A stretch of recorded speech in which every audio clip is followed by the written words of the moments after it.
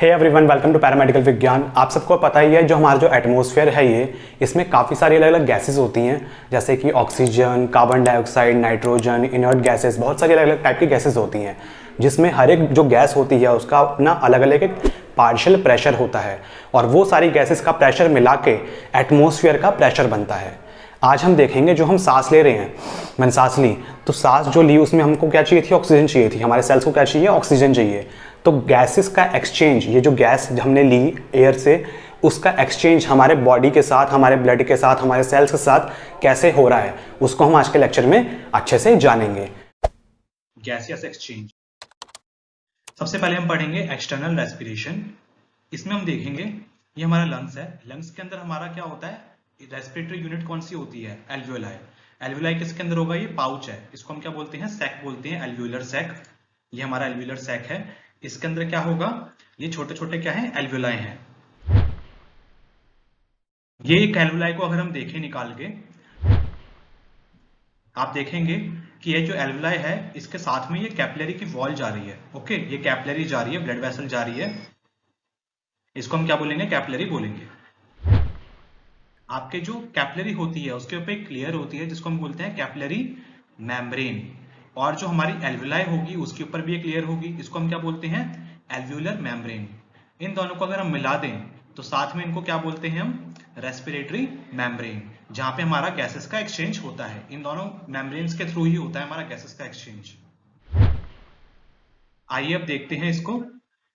ये हमारा ऑक्सीजन है जो कि एल्वियोलाई में हमने जब सांस ली तब ऑक्सीजन आया, हमारे एल्वियोलाई तक पहुंचा, उससे हमारा कैपिलरी में जाएगा। ये जो हमारी कैपिलरी है उसमें जाएगा, और हमारे कैपिलरी में क्या है? हमारा CO2 है, जो ब्लड लेके आ रहा है आपका डीऑक्सीनेटेड ब्लड, उसमें कार्बन डाइऑक्साइड की मात्रा ज्यादा है। ओके, हमको ऑक्सीजन चाहिए, कार्बन डाइऑक्साइड हमको देना है।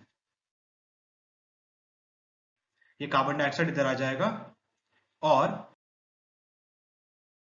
हमारा जो इसमें CO2 है कैपिलरी में वो चले जाएगा आपके एल्वियोलाई में।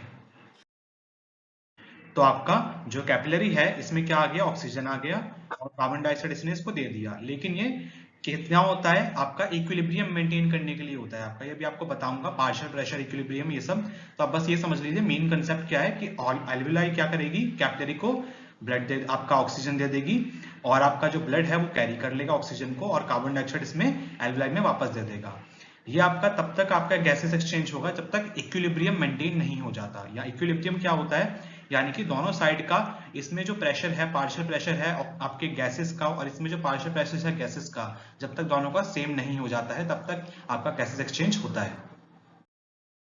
अब ये जो हमारा आरबीसी है जो कि हमारे ब्लड के अंदर प्रेजेंट है, ये ऑक्सीजन जो इसमें आई ब्लड कैपिलरी में वो इसको कैरी कर लेगा। ऐसे इसने कैरी कर ली और लेके कहां तक जाएगा? हमारे सेल्स तक। तो ये गया हमारे सेल्स तक। अब हम देखेंगे एक्सटर्नल रेस्पिरेशन। एक्सटर्नल रेस्पिरेशन में देखिए ये हमारी ब्लड कैपिलरी है, हमारा आरबीसी जो आया था ऑक्सीजन लेके, ये देख सकते हैं आप। ऊपर हमारा सेल है, इस सेल तक हम ऑक्सीजन, सेल या टिश्यू या ऑर्गन तक ऑक्सीजन कैसे पहुंचाएंगे? तो आरबीसी है, आपके प्लाज्मा भी आपका ऑक्सीजन प्रेजेंट होता है वैसे, लेकिन मेन जो ज्यादा परसेंटेज जो कैरी करेगा वो आरबीसी कैरी करता है ऑक्सीजन की। ओके, तो आपका आरबीसी क्या करेगा? इसको ऑक्सीजन दे देगा। ये आरबीसी ने इसको ऑक्सीजन दे दिया। अब सेल जब ऑक्सीजन लेंगे तो कुछ वेस्ट निकालेंगे, कुछ खाएंगे तो हम कुछ वेस्ट निकालते हैं। जैसे मैंने आरबीसी वाली वीडियो में आपको इसी तरीके से आपको समझाया था आरबीसी की वीडियो में कि आरबीसी का क्या काम होता है। तो ऐसे ही सेल आपका क्या करेगा? वेस्ट आपका निकाल देगा। वेस्ट क्या निकालेगा? वेस्ट निकालेगा आपका कार्बन डाइऑक्साइड, और वो कौन के ले लेगा? आपका सेम आपका आरबीसी को कैरी कर लेगा, साथ साथ आपका प्लाज्मा भी कैरी करेगा। होते हैं 3 वेज होते हैं इसके तरह से आपका CO2 आपका कैरी होता है। ये कैरी करेगा और कैरी करके आपका वापस आपके लंग्स तक लेके जाएगा। हम समझते हैं पार्शियल प्रेशर क्या होता है। ये हमारा एल्वियोलाई है और ये हमारा कैपिलरी है। जो हमारा एल्वियोलाई है उसमें क्या हुआ? एटमॉस्फेयर से एयर आई और आपका एल्वियोलाई तक गई। उसमें जो पार्शियल प्रेशर है आपका ऑक्सीजन का वो कितना है? 100 mmHg, और कार्बन डाइऑक्साइड कितना है? 40 mmHg। आपका जो ब्लड आ रहा है इस साइड से, जो आपका ब्लड आएगा वेनस ब्लड, इसमें आपका जो ऑक्सीजन की पार्शियल प्रेशर होगा वो कितना होगा? 40 होगा। देखो कम है ना, क्योंकि ये आपका जो कैपिलरी है ना उसमें ऑक्सीजन तो होगा, जब वेनस ब्लड होता है उसमें ऑक्सीजन होता है लेकिन कम अमाउंट में होता है। ओके। और आपका जो कार्बन डाइऑक्साइड है वो ज्यादा अमाउंट में होगा, ऑक्सीजन कम कार्बन डाइऑक्साइड ज्यादा। तो आपका पार्शियल प्रेशर इसमें कितना है 40, लेकिन एल्वियोलाई में कितना है 100। तो क्या करेगा ये आपका, तब तक आपका इक्विलिब्रियम मेंटेन होगा जब तक आपका ये 100 नहीं हो जाता। ओके। और कार्बन डाइऑक्साइड जो है 44 है, तो ऊपर कितना है 40 है, तो आपका ये 40 आपका जब तक इधर नहीं होगा तब तक क्या होगा, गैसेस का एक्सचेंज होगा इन दोनों के बीच में, जैसे मैंने आपको बताया अभी। ओके। तो इधर आपका क्या होगा, गैसेस एक्सचेंज हो गया। और फिर ये आपका जो ब्लड जाएगा, ये कैसा ब्लड जाएगा आपका, ऑक्सीजनेटेड। तो ये आपका क्या आ गया, आर्टरी, आपकी आर्टीरियोल आ गई, आपकी आर्टीरियोल से आपके आगे जाके आर्टरी बनती है। तो ये कैपिलरी है, कैपिलरी से आगे आपकी आर्टीरियोल आ जाएगी। तो आर्टीरियोल में कैसा ब्लड होगा आपका, उसमें जो होगा ऑक्सीजनेटेड ब्लड होगा, लेकिन उसमें आपका कार्बन डाइऑक्साइड भी होता है, लेकिन उसकी जो प्रेशर होता है, उसकी जो कार्बन डाइऑक्साइड की मात्रा होती है वो कम होती है। तो इसमें क्या होगा, सेम पार्शियल प्रेशर आपका ऑक्सीजन का कितना हो गया 100, जो इधर था वही सेम आ गया इधर। और CO2 का पार्शियल प्रेशर कितना हो गया 40।